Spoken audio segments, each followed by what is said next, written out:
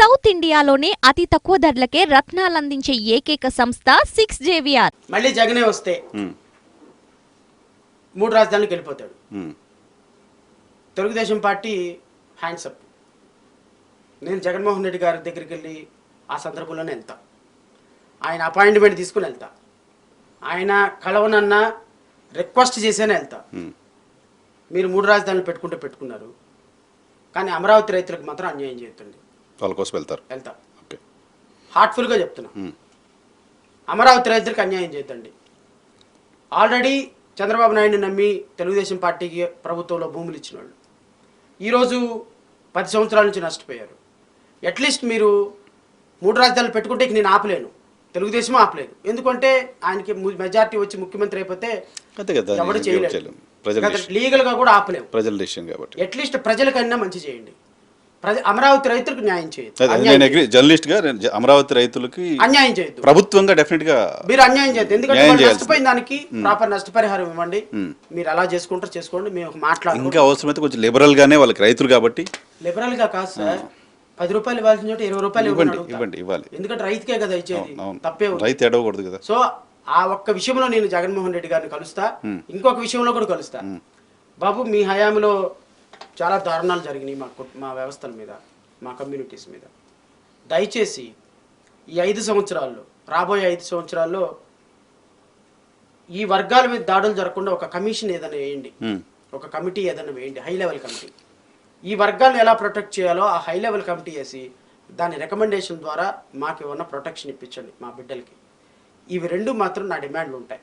ముఖ్యమంత్రిగా అయితే ఆయన దగ్గరికి వెళ్ళి నేను ఇవి 2 అడగాలని అనుకుంటున్నా, చూద్దాం. ఇప్పుడు మీ క్లోజ్ చేద్దాం. 2-3 క్విక్ క్వశ్చన్స్ తీసుకుంటా. ఆంధ్రప్రదేశ్కి జగన్మోహన్ రెడ్డి మళ్ళీ ముఖ్యమంత్రి అయితే ఎక్కువ నష్టమా, ఎన్డీఏ ముఖ్యమంత్రి అయితే ఎక్కువ నష్టమా?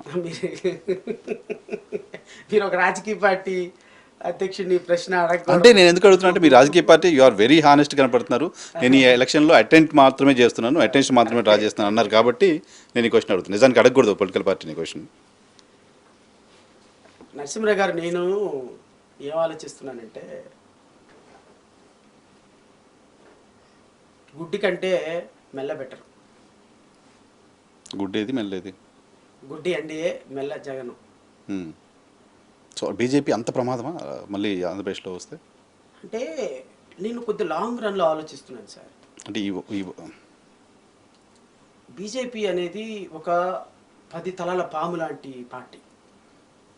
ఒకసారి పంజా విసిరిందంటే ప్రజాస్వామ్యం చచ్చిపోద్ది. ఓకే. బీజేపీ ఎన్డీఏ ప్రభుత్వం గనక ఒక వైఎస్ఆర్ కాంగ్రెస్ పార్టీ రాకుండా ఎన్డీఏ వచ్చిందనుకోండి, కరెక్ట్గా 1 రోజుల్లో చంద్రబాబు నాయుడిని సీఎంగా దించేసేసి పార్టీ మొత్తాన్ని డిస్మాంటిల్ చేసేసేసి భారతీయ జనతా పార్టీ ప్రజాస్వామ్యం అనే దాన్ని డెమోక్రసీని మార్చేసి వాళ్ళు వచ్చేస్తారు. ఆల్రెడీ ముఖ్యమంత్రి క్యాండిడేట్ని కూడా బరిలో దించారంటగా. ఇది మీరు చాలా సీరియస్గా చూడగలుగుతారు. అంటే వాళ్ళ ఎజెండా బాగా సీరియస్గా ఇంప్లిమెంట్ చేస్తారు. అంటే నేను మిగతా రాష్ట్రాల్లో జరిగే అనర్థాలను నేను వెళ్ళి ఆపలేను, కానీ ఈ రాష్ట్రంలో ఉన్న 1,50,00,000 మంది దళిత బిడ్డలకి, 70-80 లక్షల మంది ఉన్న క్రిస్టియన్లు, ముస్లిమ్స్కి మాత్రం 2 కోట్ల మంది ఉన్నటువంటి వీళ్ళ వర్గాలకి ఏదైనా అన్యాయం జరిగితే ప్రశ్నించే వ్యక్తిగా వాళ్ళకి అన్యాయం చేస్తుంది బీజేపీ అనేటువంటి నాది ఒక భయం. ఎందుకంటే నేను లాయర్గా యాక్టివ్గా ఉన్నా. నా దగ్గరికి చాలామంది కేసుల కోసం వస్తుంటారు. నా దగ్గరికి ఒక వ్యక్తి వచ్చాడు, అన్నా నేను ఎస్సీ జర్నలిస్ట్, అతను కూడా జర్నలిస్టు, కానీ పాపం ఒక ఉద్యోగంలో జాయిన్ అయ్యాడు, గవర్నమెంట్ ఉద్యోగం వచ్చింది. అన్నా నేను ఎస్సీ, చర్చికి వెళ్తాను, క్రిస్టియన్ బై బాన్. అయితే నేను చర్చికి వెళ్తున్నానని చూసి ఈ ఆర్ఎస్ఎస్కి సంబంధించినటువంటి వాళ్ళు ఫోటో తీసి మా ఎంప్లాయర్కి పంపించేశారు. ఆ ఎంప్లాయరు నా మీద ఎంక్వైరీ చేసి నేను క్రిస్టియన్ అని సర్టిఫికేట్ ఇస్తుంటే నేను రిజర్వేషన్ తెచ్చుకుని ఉద్యోగం పోయింది, ఈ ప్రొసీడింగ్స్ని మీరు నాకు ఛాలెంజ్ చేసి పెట్టండి అని వచ్చాను నా దగ్గరికి. నేను చూస్తే ఎంఆర్ఓ అదే రాశాడు, సర్టిఫికెట్స్ ఇవన్నీ. ఈ ఆర్ఎస్ఎస్కి సంబంధించినటువంటి మండల కమిటీ, గ్రామ కమిటీ, జిల్లా కమిటీలు ఆంధ్రప్రదేశ్ రాష్ట్రంలో చాలా యాక్టివ్గా పనిచేస్తున్నాయి.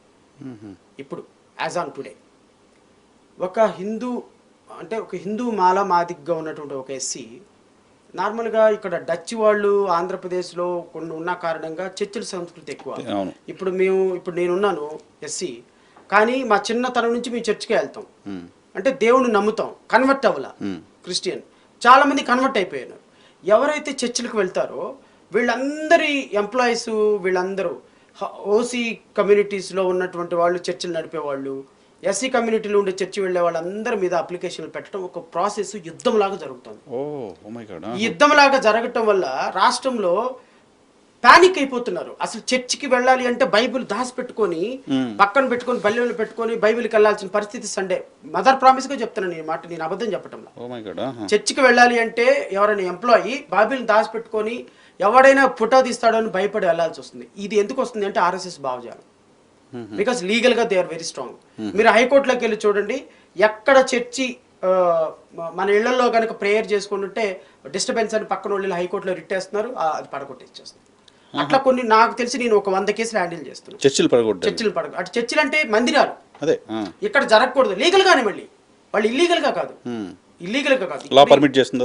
లా పర్మిట్ చేస్తుంది. ఎందుకంటే చర్చి నడవాలి అంటే district collector permission compulsory. Religious institutions ఏదికైనా డిస్ట్రిక్ట్ కలెక్టర్ పర్మిషన్ ఇవ్వాలి. డిస్ట్రిక్ట్ కలెక్టర్ పర్మిషన్ ఇవ్వాలంటే 100 ప్రొసీజర్లు ఉన్నాయి. ఈ 100 ప్రొసీజర్లు చర్చెస్ వాళ్ళు ఫిల్ చేయలేరు. సొంత ల్యాండ్ ఉండాలి, నో అబ్జెక్షన్ ఉండాలి, ఇళ్ల పక్కన వాళ్ళందరూ నో అబ్జెక్షన్ ఉండాలి, దానికి పన్ను కడతా ఉండాలి, రెగ్యులరైజేషన్ అవ్వాలి, చాలా ప్రొసీజర్ ఉంది.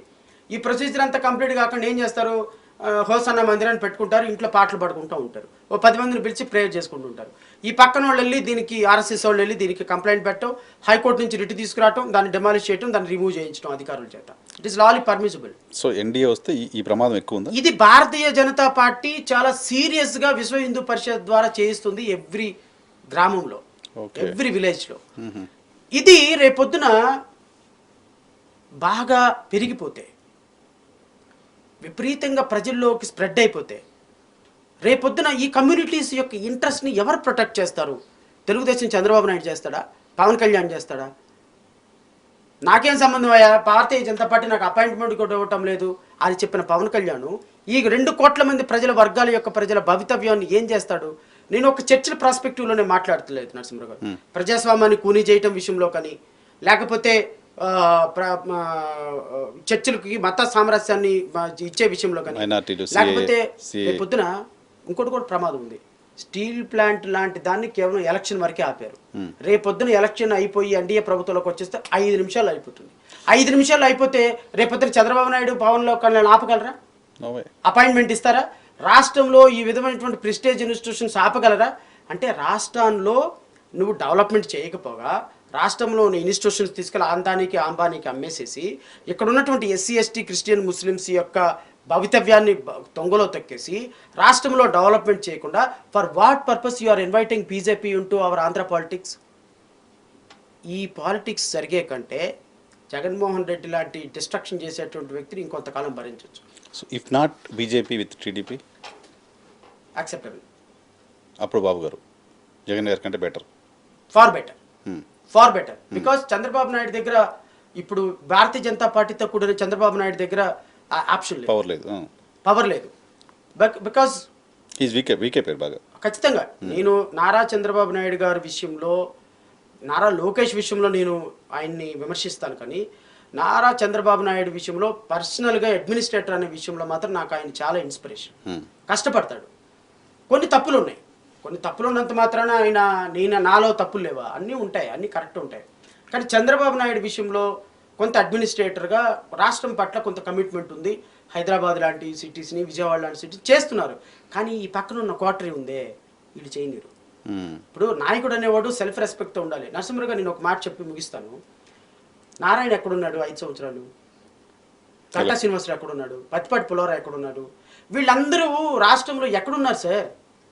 ఈ రోజున వీళ్ళందరూ పెట్టుబడులు పెడుతున్నారని తీసుకొచ్చి ఎమ్మెల్యే సీట్లు, ఎంపీ సీట్లు ఇచ్చావు కదా.